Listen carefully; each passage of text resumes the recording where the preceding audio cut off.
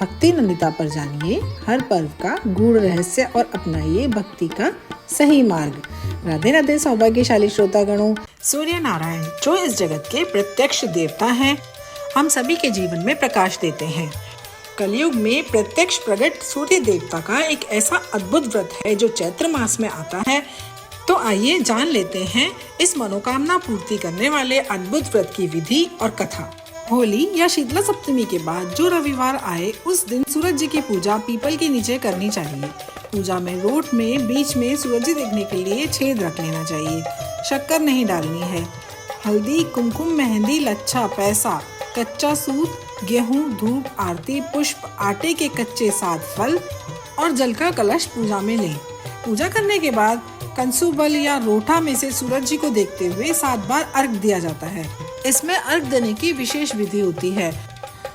सूरज देखते समय बोलते हैं, सूरज सूरज दिख्यो। जल छोड़ने वाली बोलती है, दिख्यो जैसे टूट्यो। इसके बाद व्रत की कहानी कही जाती है। हर साल यह व्रत करके 5, 7 या 11 की संख्या में पूर्ण करके उद्यापन करना चाहिए। उद्यापन में 8 स्त्रियों और 1 साटियों को जिमाया जाता है। रोट ही जिमाए जाते हैं और रोट ही खाए जाते हैं। ये रोट बिना नमक के बनाए जाते हैं। पूरा 1 रोट स्वयं को खाना होता है और उसमें से किसी को खाने के लिए नहीं देना होता। यह व्रत प्रायः राजस्थान और मध्य प्रदेश में किया जाता है। तो सौभाग्यशाली श्रोतागणों और मेरी प्यारी सखियों, ये थी व्रत की विधि और भक्ति नंदिता के साथ अब हम बढ़ते हैं इसकी पावन दिव्य कथा की ओर। लेकिन कथा में आगे बढ़ने से पहले मैं आप सभी से रिक्वेस्ट करूंगी कि आप मेरे वीडियो को देखकर ऐसे ही ना जाएं। प्लीज इसे लाइक, शेयर और सब्सक्राइब जरूर करें। आपका एक लाइक मुझे ऐसी भक्तिमय वीडियो बनाने की प्रेरणा देता है। तो बिना देर किए अब हम बढ़ते हैं कथा की ओर। एक समय की बात है, किसी गांव में एक माँ बेटी सूर्य नारायण भगवान का व्रत रखा करती थी। चैत का महीना आया, रविवार का दिन था। माँ ने बेटी से कहा, बेटी मैं गाय चराने जाती हूँ, तू 2 रोट बना ले, फिर हम दोनों पूजा करेंगे। बेटी ने वैसा ही किया। उधर सूर्य नारायण जोगी का रूप धारण करके उसके घर पर आए और कहने लगे, मैं भिक्षा दो। बेटी बोली, मेरा रोट सिककर तैयार नहीं हुआ है। इस पर सूर्य नारायण रूपी जोगी ने कहा, मैं जाता हूँ। बेटी ने सोचा जाता खाली नहीं जाना चाहिए, इसलिए उसने माँ के रूप में से किनार खंडित करके जोगी को थोड़ा रोट दे दिया। थोड़ी देर में माँ वापस आई और कहने लगी, मेरा रोट कहाँ है? तब उसने खंडित रोट देखकर बेटी से कहा, रोटा दे, रोटा दे, रोटा मैली को और दे। कहते हुए पूरे गांव में बावली की तरह घूमने लगी। बेटी डर के मारे पीपल के झाड़ पर चढ़कर बैठ गई। 3-4 दिन निकल गए। ऐसे ही बेटी भूखी प्यासी बैठी रही। तब सूर्य नारायण को उस पर दया आई। सूर्य नारायण ने उसके लिए पानी का कलसा और चूरमा भेज दिया। वह आराम से खाती पीती और वहीं रहती। एक दिन राजा का कंवर उधर से शिकार करके निकला और उसी पीपल की ठंडी छाया में बैठ गया। कितना अच्छा होता थोड़ा पानी पीने को मिल जाता। सुनते ही लड़की ने थोड़ा पानी डाल दिया। फिर राजा का कंवर बोला, मुझे भूख लगी है, कितना अच्छा हो कोई खाना दे दे। तो ऊपर से लड़की ने चूरमा डाल दिया। कंवर की भूख और प्यास दोनों मिट गए। वो विचार करने लगा कि यहाँ पर कौन है जो मुझे मनचाही चीजें दे रहा है। उसने जब पेड़ पर चढ़कर देखा तो एक महासुंदर कन्या बैठी हुई थी। राजा ने उसे देखकर कहा कि तुम कौन हो और यहाँ इस जंगल में क्या कर रही हो? तब उस लड़की ने अपनी सारी कहानी सुनाई। फिर राजा ने उसके सामने विवाह का प्रस्ताव रखा और उस लड़की की सहमति से उसका विवाह हो गया। जब वह महल में पहुंची तो रविवार का दिन आया और उसने 1.25 किलो का रोट बनाया और भोग लगाकर खाने लगी। देवरानी जेठानी ने राजा से शिकायत लगाई कि आप रानी लाए हो कि राक्षसनी लाए हो? वो तो 1.25 किलो का रोट बनाकर अकेले ही खा रही है। जब राजा देखने पहुंचा तो रानी ने रोट अपने घुटने के नीचे छिपा लिया। तब राजा ने पूछा, रानी बताओ क्या छिपाया है? रानी ने कहा, मेरे पीहर से कुंवर के लिए सोने चांदी के चक्र आए हैं। घुटने के नीचे से थाली निकाली तो देखा उसमें सोने चांदी के चक्र थे।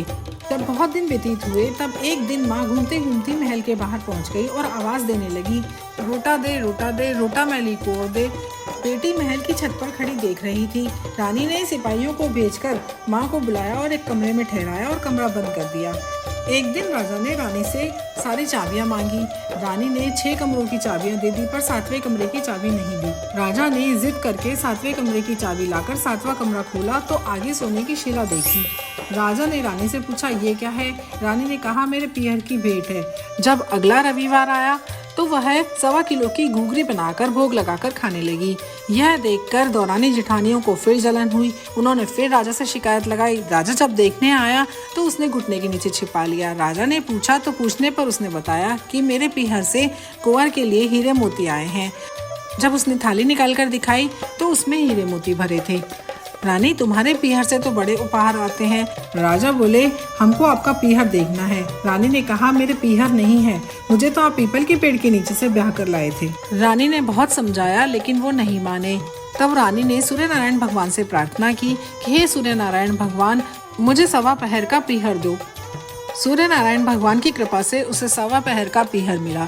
अब वह राजा से बोली कि चलिए राजा जी, मेरे पीहर से निमंत्रण आ गया है। इतना सुनकर राजा बोला, रानी ऐसे कैसे जाएंगे? नया गढ़वाया नहीं, पुराना उजलवाया नहीं, हम तुम्हारे पीहर कैसे चल सकते हैं? रानी ने कहा, नहीं राजा जी, मेरे पीहर से बुलावा आ गया, हमें तो अभी जाना होगा। तब राजा जी रानी को लेकर उसके पीहर पहुँच गए और राजा रानी पीपल के पेड़ के नीचे आए। वहाँ सारा कुटुंब था, कोई मौसा जी कहे, कोई फूफा जी कहे, कोई जीजा जी कहे। राजा रानी का बहुत अच्छा सत्कार हुआ और राजा को परिवार देखकर बहुत आनंद हुआ। 1 प्रहर पूरा हुआ और रानी घर चलने लगी। राजा बोला, इतना बढ़िया ससुराल इतनी जल्दी नहीं छूटेगा। अब तो रानी कुंवर की चिकोटी काटने लगी, उसे रुलाने लगी और कहने लगी, मेरा कुंवर रो रहा है, आप जल्दी चलिए। राजा रानी को पीहर वालों ने बहुत सारा धन देकर विदा किया। जल्दी में राजा अपने पैरों की मोचड़ी और घोड़ी का ताजना वहीं भूल गए। थोड़ा आगे जाते ही राजा को याद आई तो सिपाहियों से कहा कि रथ वापस घुमाओ, मेरी घोड़ी का ताजना और पैरों की मोचड़ी वहीं रह गई है। रानी कहने लगी, इतनी सी चीज के पीछे वापस क्यों जाते हो? इतना धन उन्होंने दिया है। राजा ने एक न सुनी, पीपल के नीचे गया और देखा वहाँ राजा जी का सामान पड़ा है, पत्ते उड़ रहे हैं, पर कोई परिवार वैभव कुछ नहीं। राजा बोले, रानी ये सब क्या है? रानी बोली, मैंने सूर्य नारायण भगवान से 1.25 पहर का पीहर वासा मांगा था। मेरी तो एक माँ है जिसका रोटा खंडित होने से वो पागल हो गई। घूमते घूमते महल के नीचे आई तो मैंने उसे बुलाकर कमरे में बंद कर दिया। वहाँ उसकी सोने की शिला हो गई। इतना सुनते ही राजा ने नगर में ढिंढोरा पिटवाया कि होली या शीतला सप्तमी के बाद जो रविवार आए उस दिन पीहर वासे के लिए सूरज जी का व्रत रखना चाहिए। सूर्य नारायण भगवान ने रानी पर प्रसन्न होकर उसे पीहर वासा दिया। जैसे सब पर सूर्य नारायण भगवान कृपा करें। खोटी को खरी, अधूरी को पूरी। सूर्य नारायण भगवान की जय। इसके बाद हर कथा के बाद कही जाने वाली गणपति जी की कहानी। चंदन की चौकी, गजमोतियों का हार, राम ने खुदाई बावड़ी और लक्ष्मण ने निकाली गार। सिर पर सोने का कलश रखकर सीता पानी लेने चली कर 16 श्रृंगार। 7 कहानी मैं कहूँ, राम की, लक्ष्मण की, भरत की, शत्रुघ्न की, 5 पांडवों की, द्रौपदी माता की, कुंती महारानी की, आकाशी दिया की, कंवर कन्हैया की, चैत्र मास में की, विनायक बाबा रंगा चंडाल, वृंदावन में फिरे सुरंगा, घर बैठे लड्डू खाए, साबुत साबुत खुद ही खाए, टूटे टूटे हमको दे, भाई की बहन, धनी की दिरानी, बेटा की माँ, भाव भगत से कथा कहानी सुने, अधूरी हो तो पूरी करना, पूरी को परिवार देना, तुलसा माता लड़वा देना, गड़वा देना, श्री कृष्ण का कांदा देना, चटके की चाल देना, पटके की मौत देना, साईं का राज देना, दाल भात का पुरसन देना, 11 की मौत देना, श्री कृष्ण भगवान का कंधा देना, उठो उठो देव विनायक उठो।